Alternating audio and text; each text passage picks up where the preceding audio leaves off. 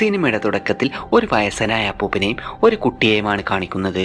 അവൻ അപ്പൂപ്പനോട് ചോദിക്കുന്നു, വീട്ടിലെ ചെടികൾക്ക് വിശക്കുമ്പോൾ നമ്മൾ അതിന് വെള്ളം ഒഴിച്ചു കൊടുക്കുന്നു, അതുപോലെ കാട്ടിലെ മരങ്ങൾക്ക് വിശക്കുമ്പോൾ എന്തു ചെയ്യുമെന്ന്.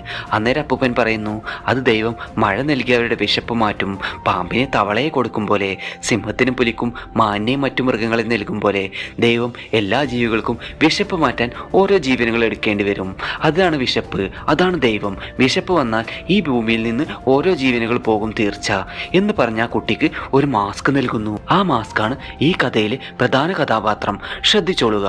പിന്നീട് കാണിക്കുന്നത് ന്യൂസിൽ ഓരോ ദിവസവും ഓരോ പെൺകുട്ടികൾ മിസ്സിംഗ് ആവുന്നതും അതേ തുടർന്ന് ജനങ്ങൾ പരിഭ്രാന്തരാകുന്നതും ഈ കേസിൽ DGPക്ക് ഒരുപാട് പ്രഷർ വരികയും വലിയ കോലാഹലങ്ങൾ നാട്ടിൽ സംഭവിക്കുന്നതുമാണ് കാണിക്കുന്നത്. അങ്ങനെ ഇത് മിനിസ്റ്ററുടെ അടുത്തെത്തുന്നു.